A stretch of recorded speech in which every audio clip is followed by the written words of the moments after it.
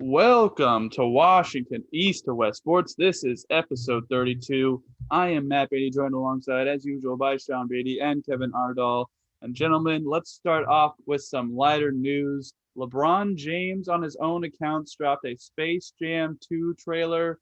I know this harkens back to our 90s days when we were all watching Michael Jordan grow up, and the Looney Tunes were a very popular thing. Are you guys excited for Space Jam 2? Are you going to watch it or are you going to ignore it? Kevin, what do you think? Are you excited for Space Jam 2? I mean, yeah, I will probably watch it. I mean, is it going to be good? Possibly. I like Space Jam 1. I don't like drool over it type of deal. From the trailer, it kind of looked like Space Jam is like having a sandwich with Ready Player One type deal. I don't know what the heck's going on there. But we'll see. Yeah, I think it will be good. You know, Space Jam 1 was good. I liked it. It's probably something that I'll watch once, maybe twice, and like it, but it's not something I'm gonna like own type deal. Very If fair. like on DVD or Blu-ray. Sean, what about you? I really love Space Jam 1, but I gotta be honest, the trailer made it seem less Looney Tunes, more like Marvel Cinematic Universe type thing.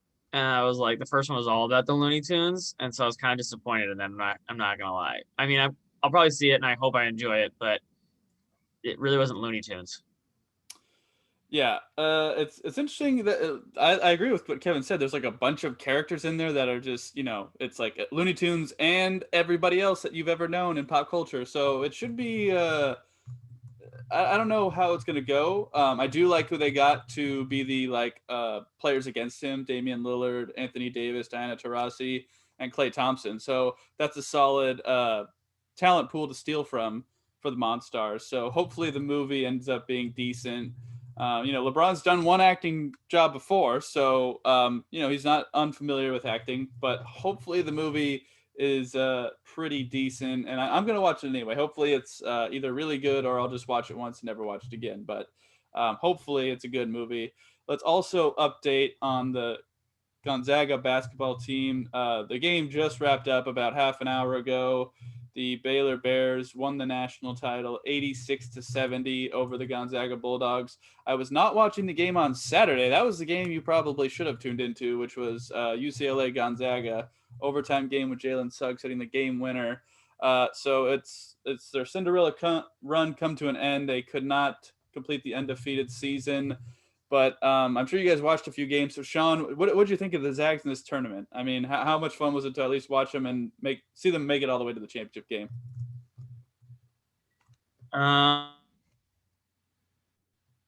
Baylor played a perfect game, and Gonzaga played the worst game. It was the best case scenario for one team and the worst case scenario for another team. And Baylor hit their shots at an incredible rate. Gonzaga didn't hit their shots for them, not a great rate on the entire season. Yeah, one team played the perfect game, and one team did not. That's basically how it went. I think if they play this game 100 times, Gonzaga probably wins 90, maybe 80. But on this day, it didn't really matter. Baylor played perfect, almost perfect. Kevin, what did you think of the Zags this tournament? Yeah, I mean, their run up to the semifinals was pretty, historic, like just mauling teams by like 15, 20 points. Double digit, wins type of deal. And then, coming up against two pretty darn good teams, it got close on one of them, and then the other one, from what it sounded like, because I was at work, it sounded like they just didn't have their A game or their B game type deal kind of going into it. So hats off to them. I mean, second place isn't anything to, scuff at. It's impressive, but you play to win type of deal, but only one team can win at the end of the day, and hats off to Baylor for playing a good game. And again, they lose to like the number 2 team in the nation. It's not like, yeah, they're ousted by like a 14th seed or something like that. Yeah. They lost to and it was another number 1, and it was clearly the second best team, or these are the best 2 teams in the nation. So they lost to the great team. Yeah. So, I mean, yeah, we'd like to be closer, but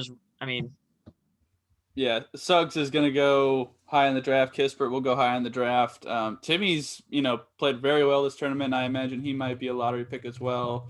Ayayi is probably going to be a draft pick as well. So they've got a lot of NBA caliber players on that team, and so does He Baylor. got hurt. I don't know if you saw. He got hurt in the game, so I don't know how serious that was.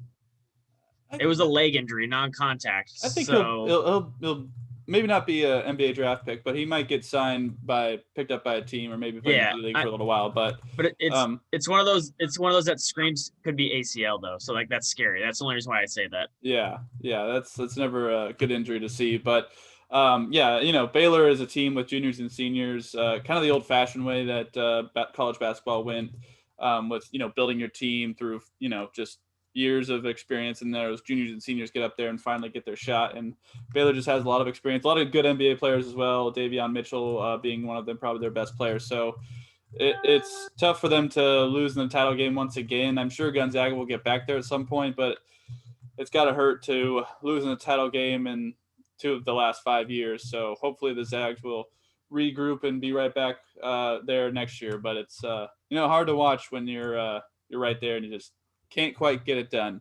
But let's move on to some baseball, and we currently have some live baseball going on while we're recording this show. Unfortunately, it's not good news to report for everybody out there. It is 6-0 White Sox in the middle of the 5th inning. They are on ESPN if you wanted to. This is going to be recorded, so you might want to flip over to ESPN right now. I don't know what's on, but the Mariners are currently losing to the White Sox. So, gentlemen, they started off with a 3-game series against the Giants to open up the season.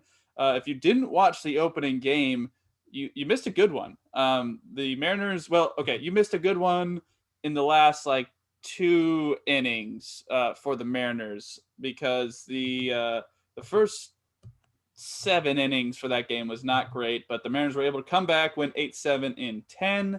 Then they lost 6-3 the following night against the Giants, and then followed up with a 4-0 win. Chris Flexen getting the win in that game. So, gentlemen, what have you seen in these first 3 games? And I mean, a little bit of optimism, maybe a little bit of pessimism from what you've seen so far. What are you guys thinking? Sean, I'm going to start with you. Well, the biggest takeaway is the Mariners will not win on days that Sean owns the fantasy pitcher for the Mariners. This game and the first game, I own both of those pitchers, Justice and Marco, and they were the only 2 that got shelled. The other 2 were great. I would say the Mariners, even right now, are a little lucky. That first game they should have lost. They did not play very well. They basically only got to 1 pitcher, and he walked a bunch of people. The second game, Kikuchi played. They played pretty well. I guess it is the third game really that was the one they really deserved to win, and they did. And the Giants are kind of a sneaky good team, so taking 2 of 3 is actually a pretty good thing from the Giants. But the White Sox are legit. Rendon is the number 5 is good, and Mariners are playing sloppy. I got to be honest. I'm a little nervous. It's early, but Ty France and Mitch Haniger are the only ones doing anything. Like they're basically it. Everybody else is just doing nothing at the plate. So Jake Fraley is, I guess, walking at a crazy historic clip, but he's not. When he swings the bat, it's terrible. But I guess a walk, if you're getting on base 800%, 80% of the time, keep walking, I guess. But yeah, the Mariners it's kind of what I thought they'd be. They're still what I said, 71, 72 win team, because they're just not. It's not all there. They have one piece in the bullpen that's been pretty good so far, but then and after that, their bullpen's not been great. 2 of their starters have been meh. But Marco and I think Justice will be better. But Flexen, I'm sure, will come back down to earth, and Kikuchi looks pretty good. But it just that's those hitters. I don't have really many. They have to prove it. Like we were talking in the podcast, Dylan Moore has to show me he can do it. All these guys got to show me they can do it, and it's 4 games in it, but they're not showing me they can do it right now. Kevin, what have you thought of the Mariners so far in this very short season, and as they are currently losing at the moment? Yeah. I probably won't be on as hard as Sean was on them, even though they do deserve it. I will say the people that Sean mentioned hitting have done well. I've actually been a little bit impressed with Trammell, even though his numbers haven't been great. His patience at the plate, won him the first game. Well, helped win him the first game type of deal. The Mitch Haniger catch kind of pretty much helped win. Just for a rookie to have that patience and not swing, because we saw Evan White do it the time before, where like he had a full count and just it was a low end slider. Sorry, Kyle Seager almost hit a homer, but it got caught. It was yeah, so it was nice to see patience. I like to see him be a little bit more aggressive on certain stuff, but the fact that he's only swinging at stuff in the hitbox, the strike zone, is a good thing. Versus Evan White's, bat was heating up a little bit, but he was swinging at some really dumb stuff. So it'll be interesting kind of to see how they improve their bats kind of going forward. It has only been like a week type of deal. Mitch Haniger's outfield play, that kind of surprised me a little bit. Like what I saw, but every time I see him do something, I'm scared because I'm afraid. Like I always think he's Mr. Glass, even though he's just had 2 random freak injuries. Like, but we know like he's a stud in the outfield type deal. Pitching wise, so far, I mean, yeah, Marco had a pretty bad outing. I think he'll get that under control. Kikuchi actually kind of surprised me with the 10 Ks, 3 earned runs, like quality start, good stuff from him. I want to see a little bit more consistency. I'm not saying he's going to do that every time, but like if he keeps it around like a 3 ERA, I'd be happy and impressed. Let's see. And then, yeah, bullpen's just kind of been what we thought with the bullpen, like good at times, shitty at other times. Like, yeah. Defensively, some kind of weird errors, especially like JP Crawford in the first 2 games. Evan White had a weird one he should have caught. Kyle Seager had one today, Kevin. I know you didn't see it, so Kyle Seager had a monster one today. So yeah, just some weird defensive stuff. Like it's early season, so it doesn't worry me that bit. And plus, like I said before it, I'm not expecting the Mariners to go to the playoffs. So, it's a thing that it can be worked on too. But I want them to get it better to where like Kyle Seager cleans that up to where we could possibly have trade pieces later on. Because if everybody's looking good, teams are going to call type of deal. Kyle's always been a slow starter though, so I don't think any teams are worried about it. He's like notoriously a slow starter. Yeah, so I'm interested to see what this lineup kind of looks like with Kyle Lewis back in it. With him being on the IL for 10 days, kind of hurt them offensively. But the bats have just been kind of hot and not, like, especially in the first couple of games. Like that first game, they just started out there just trying to crush the living crap out of it. Versus like being patient, not always having to try to hit it out of the park. Like if you look at the White Sox on the other end, Mr. brand new Mercedes over there, he's just slapping it around the yard, like not even trying to powerball it. Like he just reached out for it kind of type of deal and just chipped it into left field just like an inning ago type of deal.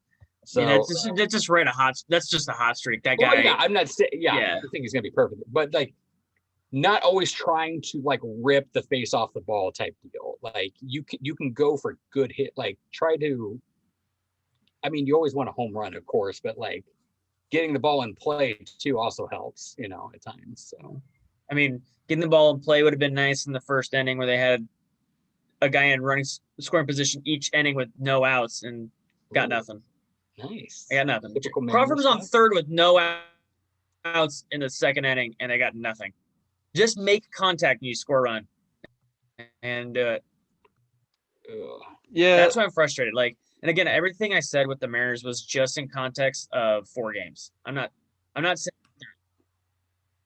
Yeah, no, it's a short season. So, 4 games, it's hard to take away a whole lot. I mean, the comeback was good to see in the opening game. I mean, they could have easily just folded up and, packed it in and lost that game. So it was nice to see the fight and the comeback in the 8th inning. I mean, it's unfortunate to watch Montero come in and give up a home run from the tie game in the 9th, but they were able to pull it out in the 10th and they held off that, runner starting on second in the top of the 10th. So that was good to see there. But I like the comeback in the opening game. Second game, the bats weren't working quite as well. So I think overall the bats have been,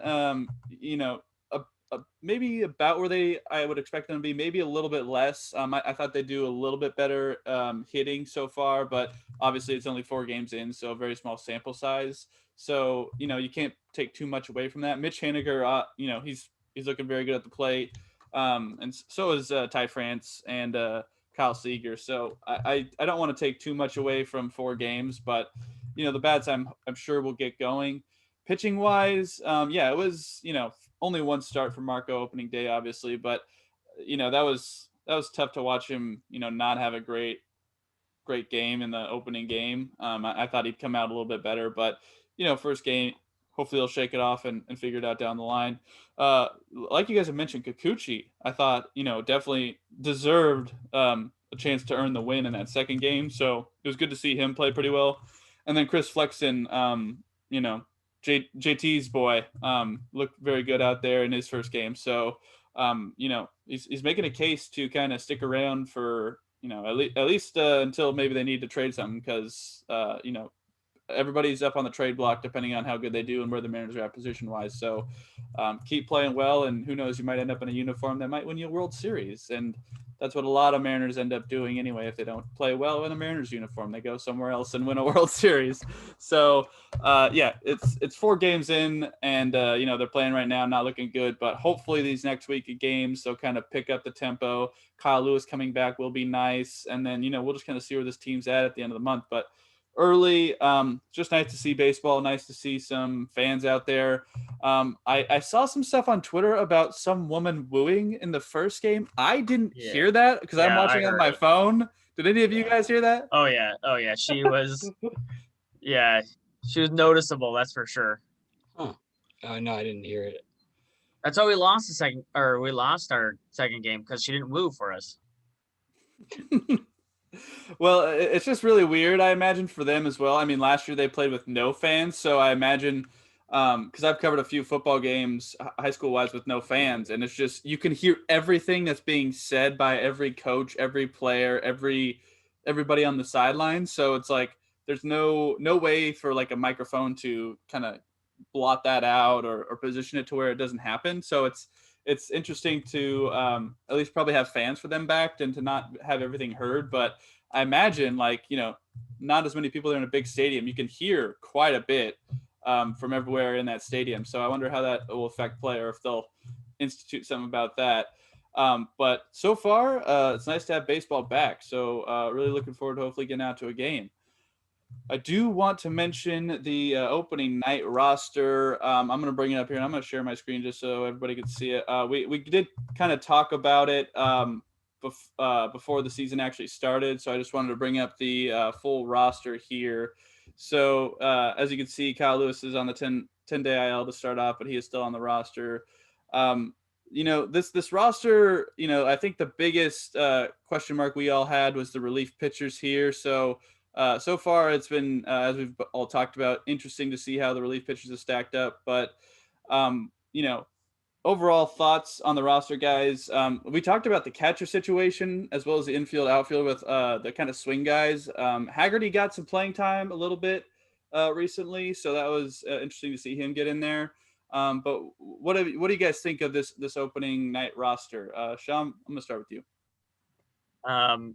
As you guys have said, I'm the resident Kyle Lewis hater. Even my hatred of Kyle Lewis, he is still better than Jake Fraley, Marmoleos, or Haggerty. So whatever I think of Kyle Lewis, so I like what Kevin said. I want to see Kyle Lewis back in this lineup. That's a big hole. Like, he's one of the guys that I trust.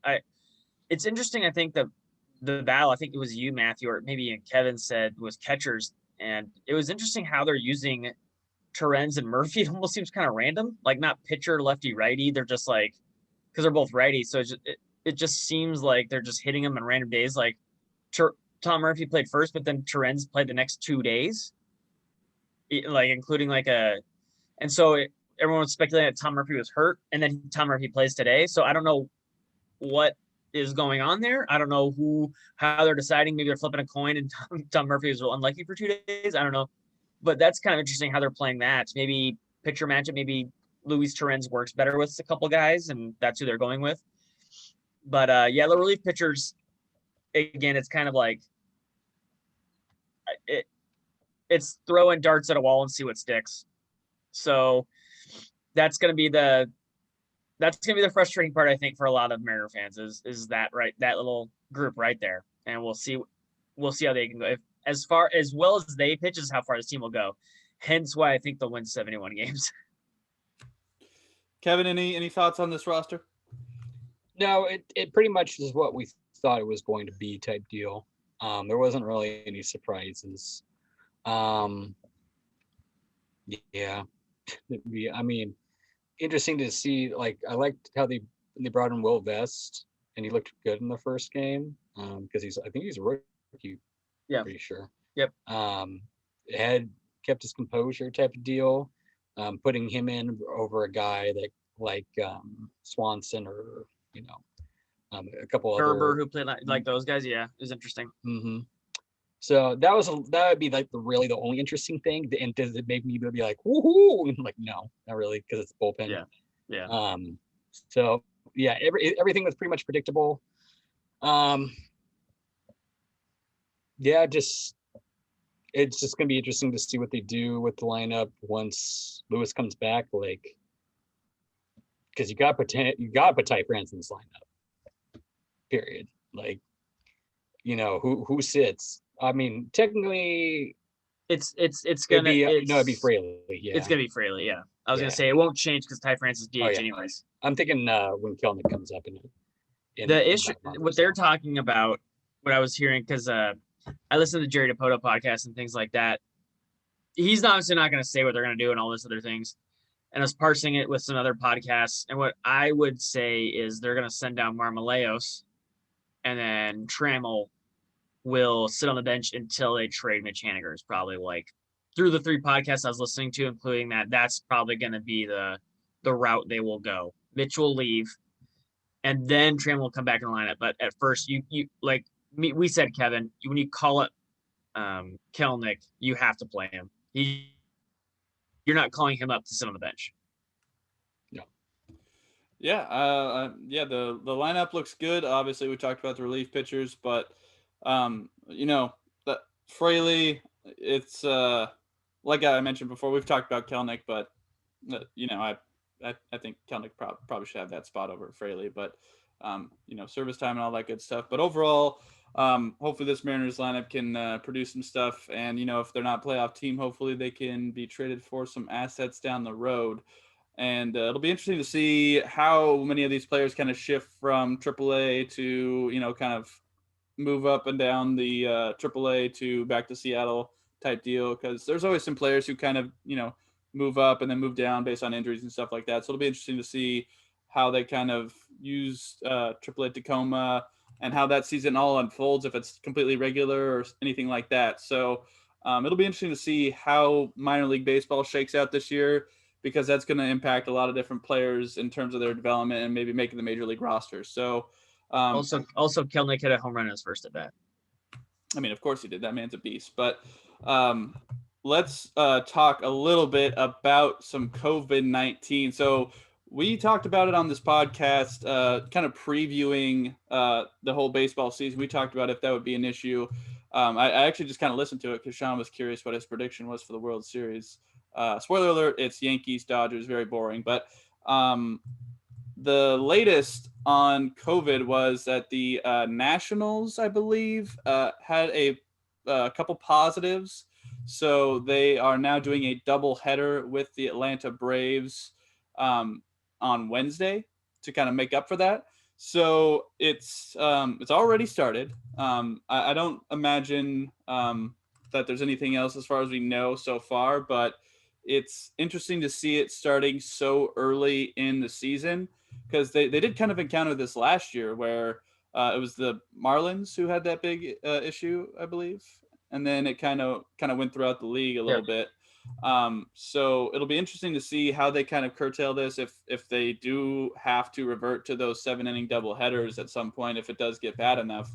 But do you guys see this potentially being a big problem? Because I did see Kevin on Twitter today. There was a video of Texas, and that stadium is filled with people. So it's 40K. yeah, 40,000 people. It's pretty insane, especially during these times. So I'm just curious what your guys' thoughts are about that. I mean, I'm just gonna go ahead and start. Like, I don't understand. I mean, I don't want to get into politics on this podcast in particular, but it's very, very difficult to see that and think that that is not going to be a problem down the road. If not at this game, at some game with a packed stadium, like that is just going to be an issue. I wonder if Houston is doing the same thing. And the biggest problem is it affects the Mariners because they travel to Texas. You know, they're division rivals, so that could be an issue for the Mariners if somehow one of them catches it, could spread to the entire team. So, I mean, you're a baseball team, you're gonna have to play, but it's a little worrisome as a Mariners fan to watch the team go down there in a stadium full of fans and potentially bring COVID back to Pacific Northwest. Now, I'm not you know, a doctor or anything like that. I'm not sure exactly how easily it's passed or how, all that sort of stuff. You hear all these different things, but it's hard to watch. When the Mariners go down there and it's a packed stadium, like it's just going to be difficult to see that because what if star players catch it and then you've got to make up games and you got to bring guys up, like it's just going to create a nightmare situation. So Kevin, I saw your tweet. What are your thoughts on that, seeing that down there in Texas? I mean, I'll try not to go too crazy here. I mean, yeah, to be honest, it's just a bunch of selfishness and just ignorance, unfortunately. Without, you just have so many people that just don't have. And it's not even, you don't even need medical background to know it. Just listen to people with medical backgrounds. Like, that's the main thing. Like, you should be listening to your doctor, but people listen to people on Facebook nowadays, and that's just where the silliness kind of comes from. Especially since like the vaccines are now coming out in like really big spans to where like people just need to wait like a month or two, type of deal. Like here in Washington, like it's starting on the 15th. Anybody who's 16 or older can just go get one. Like, and then a lot of places are having the Johnson & Johnson. My place is having the Johnson & Johnson, to where you can get a one-time shot and you're good type of deal. So it's just like, people just need to be patient for like maybe a couple more months, type of deal. I know you've waited a long time, but honestly, we're spoiled as Americans type of deal, where we believe that it's going against our rights and stuff like that. And it's just like, yeah, but it also go against the rights of the people that you're killing, or putting into the ICU. You're not thinking about them. You're thinking about how you want to go out and party, or just do normal things when people are dying on a core because of your actions. So yeah, it's a bummer. I'm not surprised to see it, to be honest. Like I was, when on my tweet, I was just like, why are you paying money to watch them lose and then probably get COVID? And I'm like, why don't we just pay people to have people pay to go to a Jets game and get Ebola, type of deal. So what Kevin's saying is, if it was the Yankees, it's okay, but the Rangers are so Of bad. course it is. Yeah, it doesn't. It's just kind of like it adds on to the silliness too. Like, it doesn't matter if the team's good or bad. Like, you just needs to be safety protocols. I get that the states have their own deals and stuff like that, and sadly, it comes down to a lot of politics, and it never will be agreed on, just because everybody just has their own individual rights to do so, and nobody's going to change their mind. And the internet just makes people more ignorant, instead of actually going to medical professionals to learn things. So it's, I can't really get too upset because I'm not surprised by it, but I am upset just because I feel bad for the people that are going to get sick from it, like possibly even die from it, or even if they don't die from it, like you could still, like my cousin was in the ICU for like 10 days. Like that's not, he's not like in there partying like, yeah, and ICU ventilator, let's go, baby. Like it's dumb. People don't think about that. They just are people. Americans are selfish and they don't give a crap about others, but this is nothing new. So, yeah, That's all I put into it. Sean, what do you think? I'm not surprised, but it is more contagious than the flu, and that's kind of the point of the pandemic. It's dangerous. Yeah. Probably won't get sick, but why risk it? Or you might get sick and not even know it. I don't know if you guys have noticed, Matthew. You might the Vancouver Canucks have 20 players who are sick. It is like even worse than the Marlins was. It has ravaged that team right now. So it is not gone. It can affect whole teams still. But I think we already said people are gonna power through no matter what. That's what it is, better for worse. That's what's gonna happen. So I don't agree with it, but that's what they're gonna do in Texas. And yeah, like I said, they're a bad team, so you're gonna get COVID and watch them lose. I mean, I don't get it. You could pay money to sit in the comfort of your own home, not pay $20 for a burger and beer, and watch them lose that way, and not be in a hard seat type of deal. Don't get me wrong, I love going to watch baseball live, type of deal. But like, if there's a high chance that I'm going to get a disease or an illness from it. Yeah, the only disease you catch from the marriage is just depression. Yeah, exactly. That is the silent killer, though, as Michael Scott will tell you. So yeah. Let us know what you think of the Mariners so far. Go ahead and tweet us. I'm at Beatty_Matt. Sean_Beatty. Kev's at Kev Believes with first name Believes we had 3. Follow us on YouTube. Leave us a comment. Follow our page on the Eli Network. Let us know what you think. But let's get into some Seattle Seahawks football. So I am going to start with the addition of a 17th game to the season. So they will now be playing at Pittsburgh as the 17th game. So I'm just going to read off the schedule as it stands. I doubt it will change at this point. So home games, obviously your 3 division opponents. Then we've got the Bears, the Jaguars, the Lions, the Titans, and the Saints. And then on the road, 3 division opponents, Colts, Packers, Washington football team, Vikings, Texans, and now the Steelers. So, gentlemen, what do you think about the 17th game being added? It takes off a preseason game as well. So now there's only 3 preseason games, assuming there is a preseason this year. I don't see that changing at this point either. But what do you guys think of this additional 17th game and the less preseason games? I'll go ahead and start on this one. Ever since that Super Bowl where we played the Steelers, I think everybody, Seahawks fans included, will say they hate the Steelers. I would include myself in that. And it's always nice when we do defeat the Steelers now after that Super Bowl. It just feels a little bit better.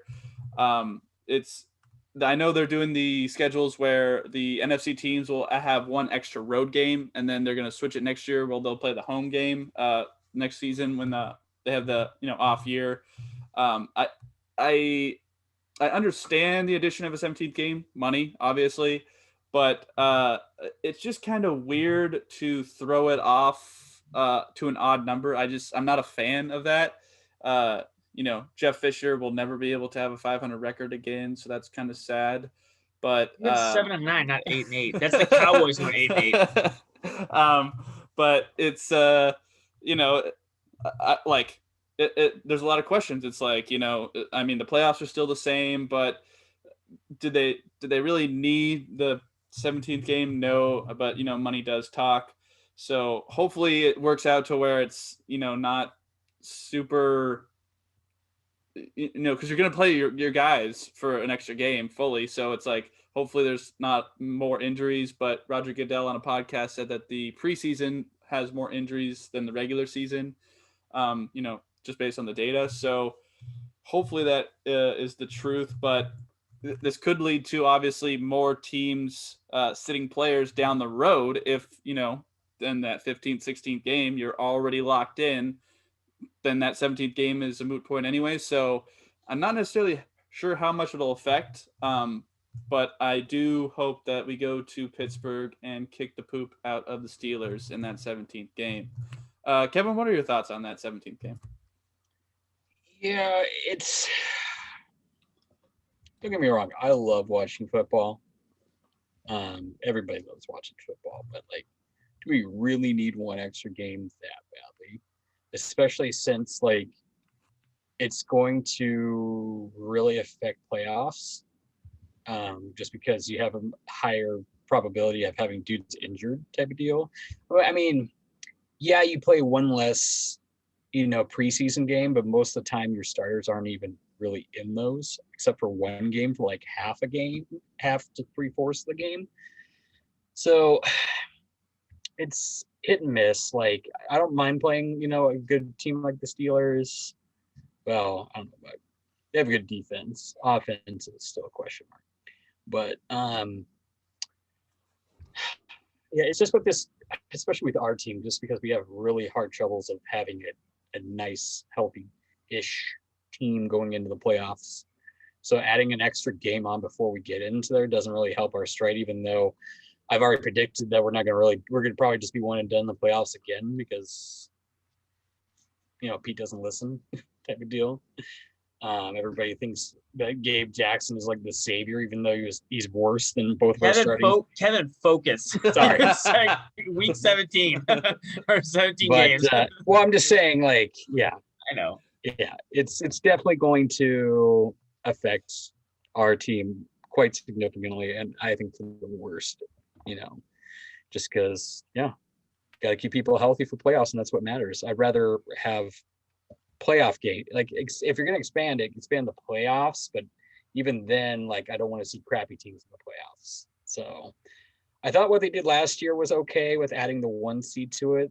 That would be the only extension that I really wanted to see, but I guess if people want more football, go ahead and do it. Sean, what do you think? Do you have your bleep button ready, Matthew? I mean, I will do this. I can do it. I fucking hate it. I absolutely hate it in every way. The only reason it makes sense is what you said, is money. They want money. It makes no sense. Kevin's point, injuries. Yeah, I get Goodell, but one game will cause injuries. Matthew's point, it will create more resting and not playing actual players. I'm the super nerd. I like the numbers. It throws off the numbers. We know what good years are in the past versus like numbers because you could kind of correlate them. But now there's an extra game. So you have to change what is a good year. Like 1,000-yard season, not a good year, but like what I mean? Like it's now changes. Like it's 1,070 yards now season. No one's ever going to say they're just going to go with 1,000 yards, even though now it's completely crappy if you have 1,000 yards over 17 games. Like you're averaging what, less than 60 yards a game? Like who cares? But like everything is just thrown off. It means nothing. And again, like an odd number, like no one could go 500. That seems so weird. Like that, nothing is good. Nothing of this is good. I get you want more football, but like I want more better Quality football. Mm-hmm. Yeah, I don't like. You can make them play every day like baseball, but it'll be crappy. And the players don't want to do this either. They do not like the 17th game. So the players hate it. The only ones who like it are the owners. I don't like it at all. There's nothing I like about it. And to kind of have a little side add to this too, because they're like, oh, I want more football. And it's like, you really gonna watch every game on that extra week? Like half the people only watch their team and then like Sunday night football. Like it's gonna add one extra Sunday night football and Monday night football matchup of two good teams, and then the rest is good. Like nobody wants to see like the 4th seed like Detroit go play like the Jaguars. Like nobody the wants regular to see that season. The football games that count is already 6 months long, not including the preseason. Like that's half a year. Like you need more football than half a year, and it's one game. It's not even like it's a ton. Like you're just getting one. Like bare minimum, add 2. Like just for my own like nice round numbers head. Like just to add. Just for an 2, even number, I absolutely agree. Like the odd number of games is like, the worst part of it. It's just like it makes no sense. Worst. There is one thing I like. Is that the Super Bowl is pushed back 1 week, so that way President's Day is the day after, so you'll at least have a recovery day after the Super Bowl. I've always thought the day after the Super Bowl should be a day off nationally. Now, granted, that's me and Sean don't get thing, that, but yeah, it is nice if you do have that day off to have a day off after the Super Bowl and kind of, Well, are they gonna that's the thing. Like, we don't know what they're gonna do. Are they gonna move the first day up? Are they going to leave it? Or are they going to push back the Super Bowl? Or are they going to take the week away? They push back the Super Bowl. So it's the is that they announced? Yeah. So it's going to be basically the President's Day is going to be the day after. My thing is too, like, if people want extra football, like, just because, like, make a minors like type of deal. If you want extra football, you should have watched the XFL. It was already there. Like, I get, like, and I get to the point, like, where the XFL and the AFL, like, it doesn't mean anything because, like, the NFL is the main product line to where, like, but, like, at the same time, too, you could have, like a AAA for football. That they should do anyway. That's kind of what they did. That's the Washington quarterback. He was in the XFL, played really well. Now he won so far he won the job. Like, see what they do in the draft, but like, yeah, that's true. It's more football and it's real football, and these guys are paid to play. So it's real as much as you want to say it's real. Like, it's like the Canadian Football League. It's real. So you want more football, you could there are more products to watch. Yes. You don't need the NFL players to play one freaking more game. And also it's, technically it isn't adding more football, it's adding more games that matter, I guess. I never really minded the 4 preseason games.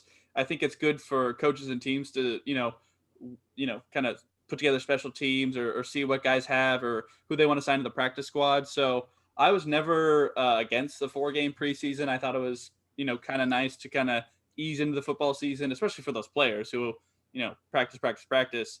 You get 4 games to kind of get your legs under you and get to game speed. Like, I think it might cause more injuries than they think because 3 games might not be enough to get into a rhythm of a football season. And then you just got to play real games against real teams and full strength. And I think it could cause some real injury issues. So sounds like we are all in agreement that we are not a fan of the 17th game. And we'll see how that goes once the season rolls around. But let's move on to some good news. Tyler Lockett has signed an extension with the Seahawks, $69.2 million with $37 million guaranteed.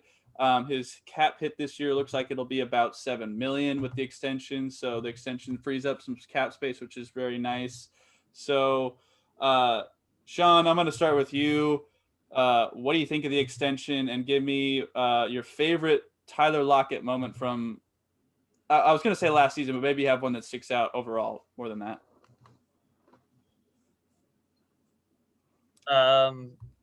It's good because he's good and it frees up money. I mean, it kicks the can down the line of, like, you have to pay him, but I mean, if he keeps producing, then it's good. He always runs the risk of, like, I saw a stat that he's only missed like 1 official game because of injury, but I think a lot of us know he's actually been hurt more than that, but just slowed down.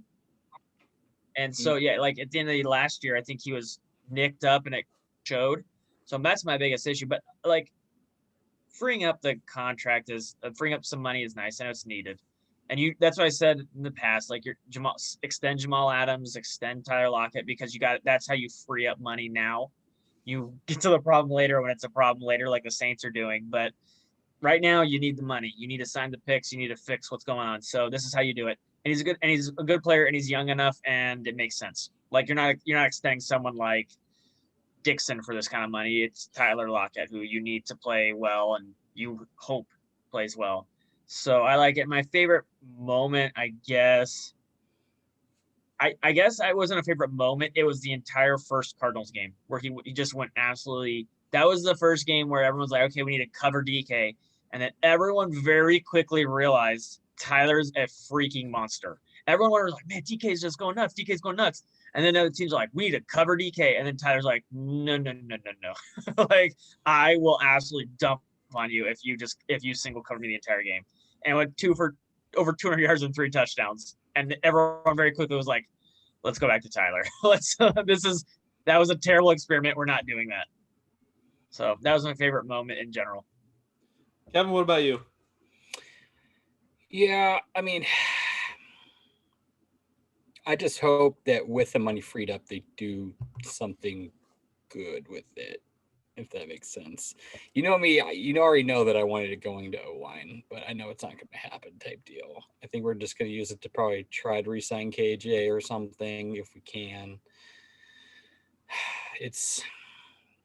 I don't know. It feels like we're trying to regurgitate last year's roster and add like 2 pieces to it, which I don't think that's enough, but we'll see with the new coordinator and stuff. Who knows? I mean, Tyler's a freaking beast, so I like that we have him for 4 years. But at the same time, too, it scares me for the long end of the run. Toward as like we're getting closer to Pete being gone, like the person coming in is going to be left with a pile of crap because we're just going to be like the Saints, like Sean mentioned, just be way the hell over the cap, and have to like dump everybody in the club.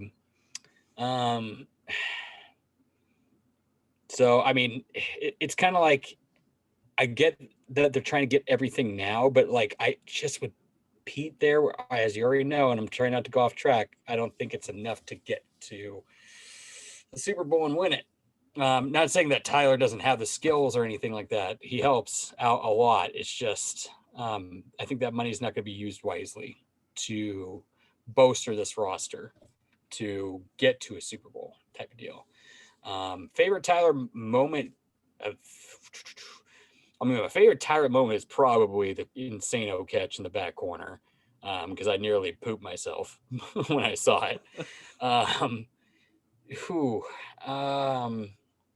But if we're going straight off last year, man, he did have like a crazy like one-handed catch on the sideline against, oh God, I think it was San Fran at home. I think I can't remember who it was, but he had a crazy like everybody thought he was out type of deal. No, I think it was against the Rams, actually.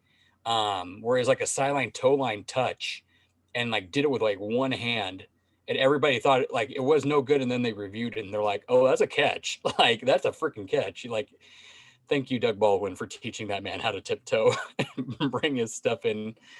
I guess from that season, but if we're going overall, then it's hands down the against the Rams last year at the back of the end zone craziness catch. Oh, that thing was filthy. So yeah, I love the move. The $69 million extension. That's very nice. A very nice move there.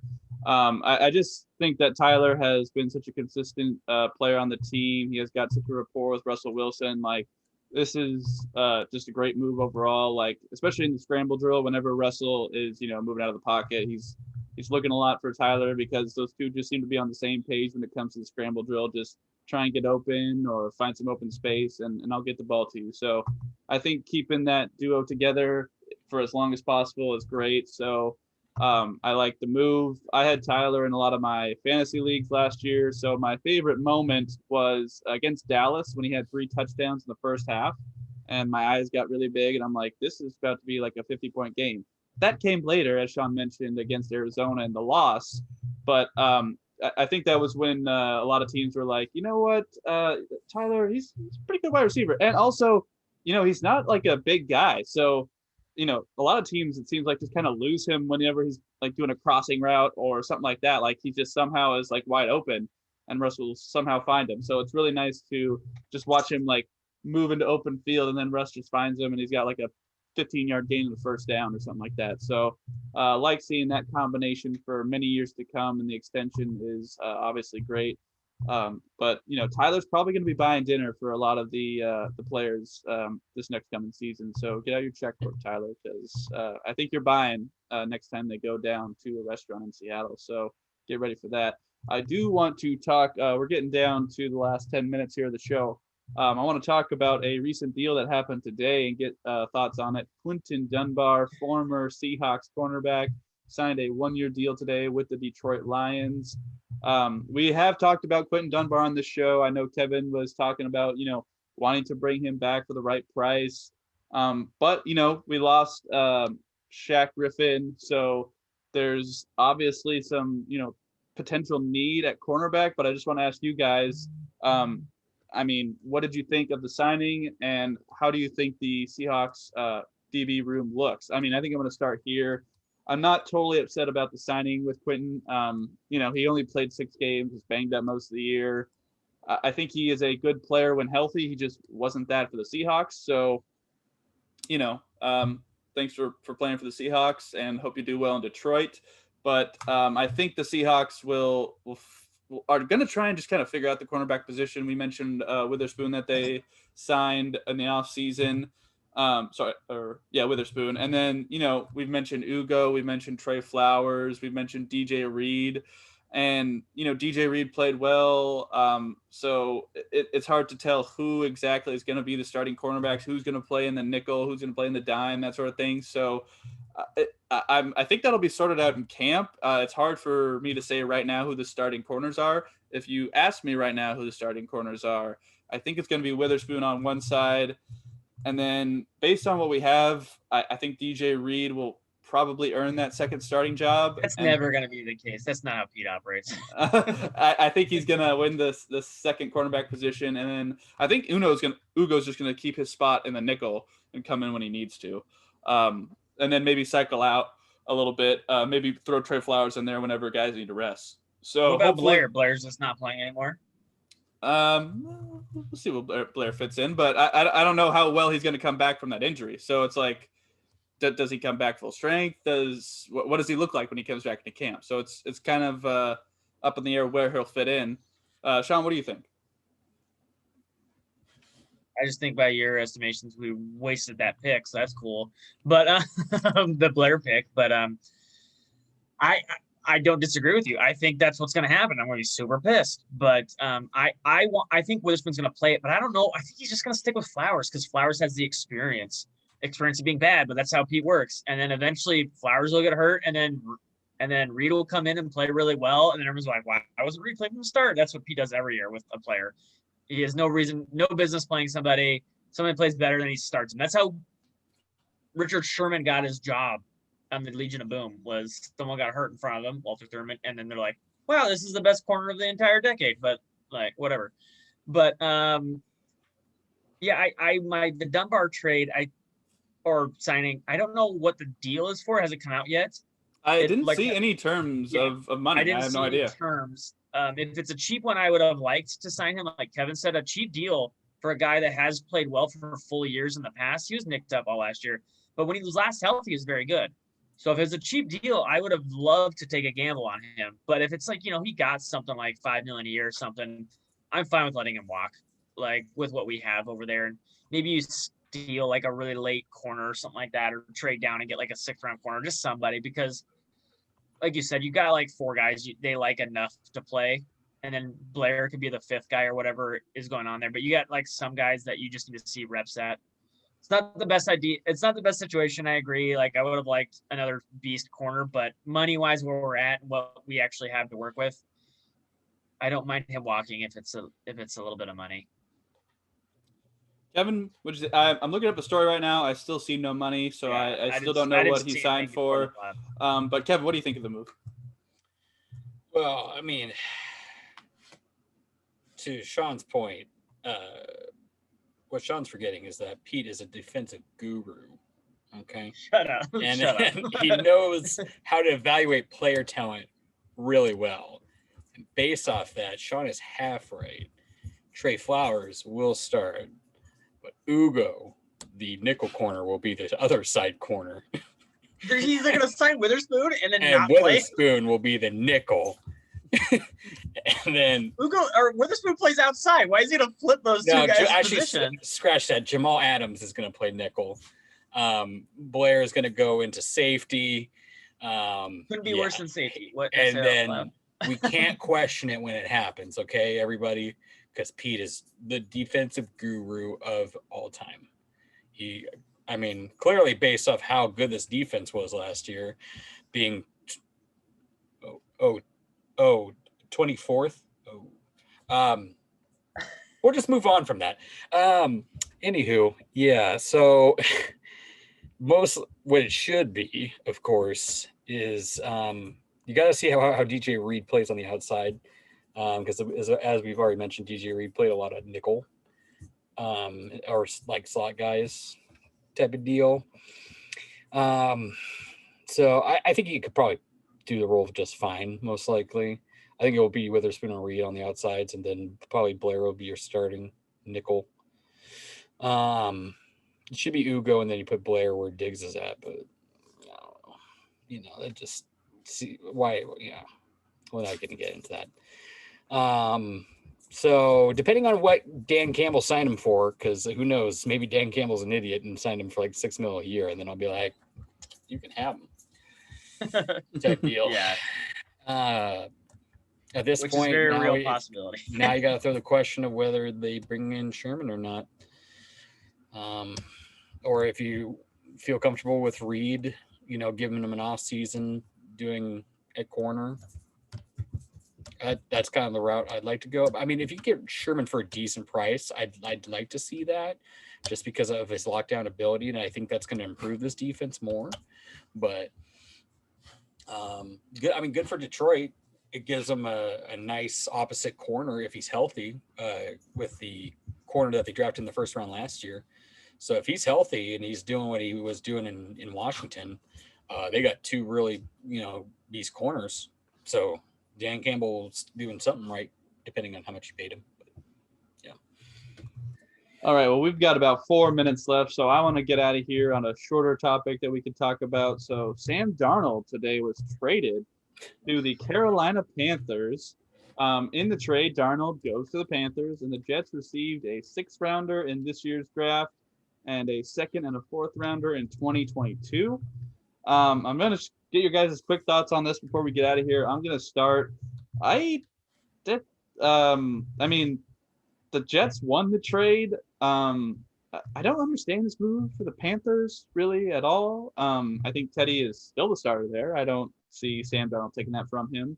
I've seen a lot of things from national media saying the Panthers are going to trade up to get a quarterback. That doesn't appear to be the case anymore, unless you want to have Bridgewater, Darnold, and whoever you draft, which doesn't seem to make a whole lot of sense to me at all.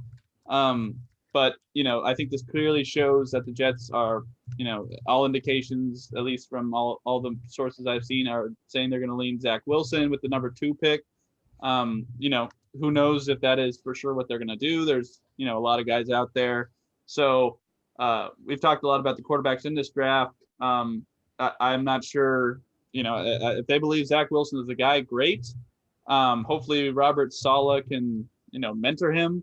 I don't necessarily think Sam Darnold is, absolute. I mean, he's never played great in New York, but I think some of that could be contributed to the Adam Gase effect.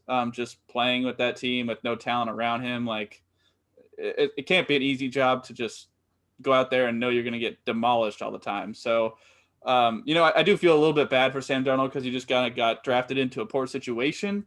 And, now he's leaving. He'll probably be a backup, make a decent amount of money. And, if he ever has to step in, I'm sure he'll do just fine. But it's an odd mood for Carolina, mostly for me. I think New York, it's a obvious move for them to make. But Carolina, it's kind of confusing what they're trying to put together down there. Is it Teddy? I mean, you've got Christian McCaffrey, who's a beast. So you got a decent receiving core down there. So Carolina's a little confusing, but they're trying to catch up with the Bucks and the Saints and the Falcons. So that, and maybe they're just trying to do something. I don't know what this decision is. Kevin, what do you think? Yeah, it's kind of hard to determine, really, because I know everybody wants to take a living crap on Darnold, but honestly, from what I've seen on tape, there's upside to him, but you can't really go based off his numbers, just because your numbers on the Jets are going to be bad just because you're surrounded by crap.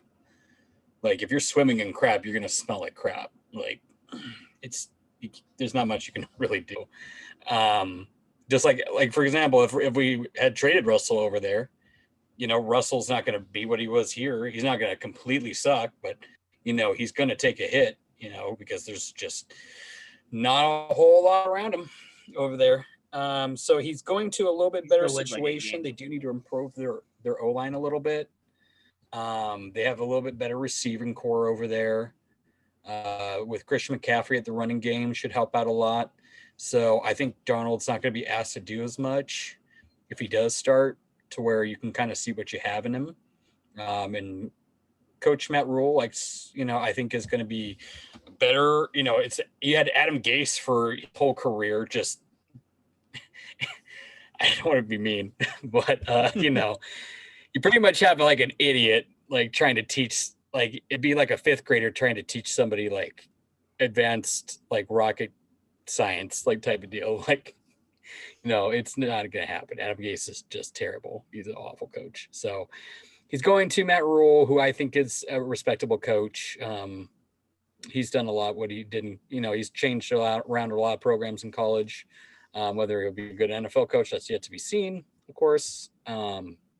But he has a better shot, I guess you could say, at turning it around in Carolina. So yes, the Jets won it.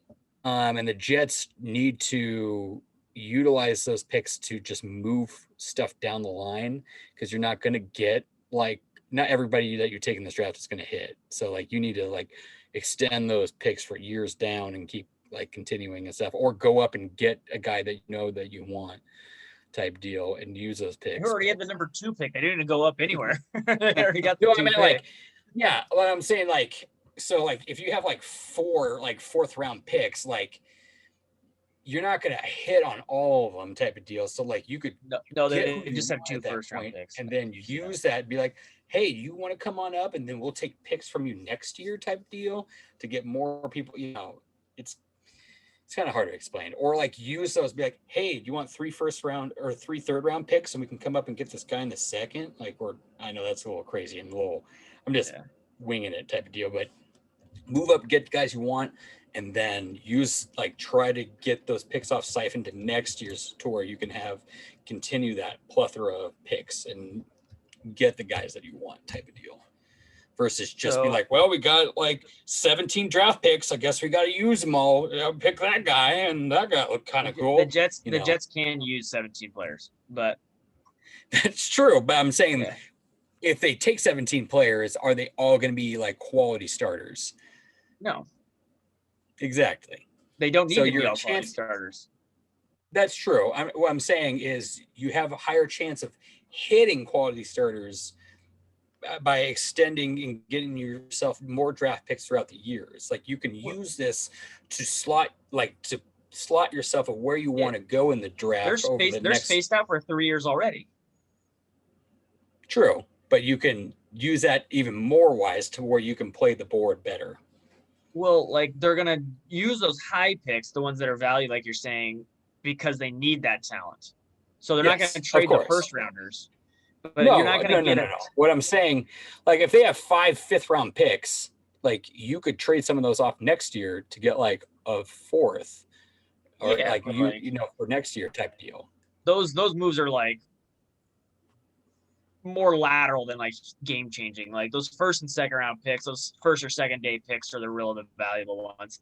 I will say the Jets won because they were going to draft a quarterback and traded their quarterback for anything. And they basically were Sam Darnold wasn't going to play for this team.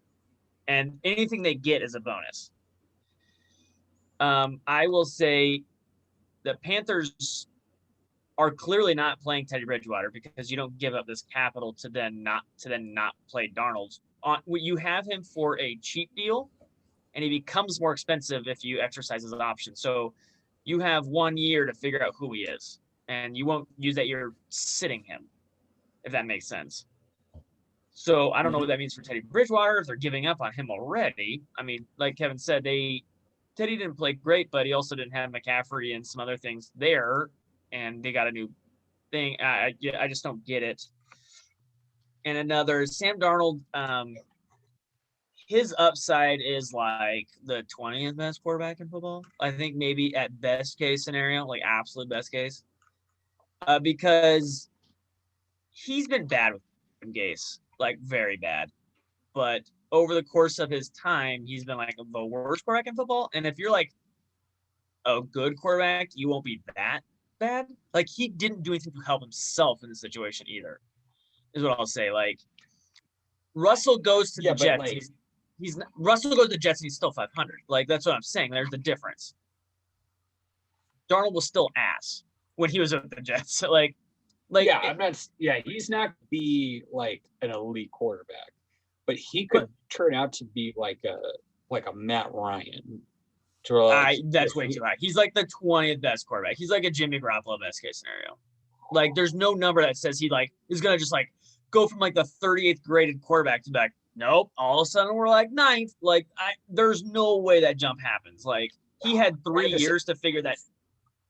He had 3 years. It's just hard too because like his best receiver was a slot guy who was hurt a lot, and then he's just like throwing to garbage. But quarterbacks make their receivers better, and he didn't do. Like I'm not even asking him to like. Oh, it can work the other way around as well. I'm not. I get it too, but like I'm not asking him to like do a lot. He just didn't do anything like for most of his career. Like so. And also how much of that was like scheming, and then how much of that is him not having protection. But I get that, but like he didn't make the play that was called when he had the chance to make the play. He didn't do anything in his own what he could control to improve his situation. He played bad. Win, when he came back from mono, he won majority of his games on the way back.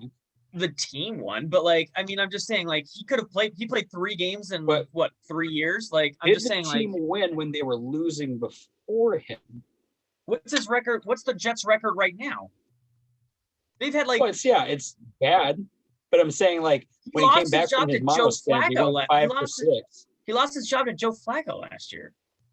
Joe Flacco has the Super Bowl, but he can't beat up Joe Flacco. Like, like I'm just saying, like he's not been good, and even his own guy was like, "You're not good anymore." And so it's just weird. Like that's why I'm saying it's hard to put a thing on him because like last year he sucked. And what I'm like how much of it at this point? So it's weird to go from when you come back from mono, you win 5 out of your last 6 and look like. Not great, but you look like a solid quarterback. And then the next year, when you know it's Adam Gase's last year, and like now technically he should be playing better because he's trying to play for a contract elsewhere, even though he got one, kind of type of deal. But like, how much of it was like motivate? Like, you know, it's. But if it's motivation's the problem, then I don't want him on my team. And he's your quarterback, and if he's not motivated, I will say that him and Russell Wilson had the same amount of wins against the Rams this year. So, you know, there's some dang your hat on this. Sam Darnold that year he won those games, graded the 32nd out of 34 quarterbacks. He was not good. Like even though they won 5 games, it's looking like they won in spite of Sam Darnold. He was worse than Daniel Jones. To that question. Did he have any receivers or O-line in the top half of the position? But that's what I'm saying. Like what Sam Darnold could control, this tries to strip away all of that.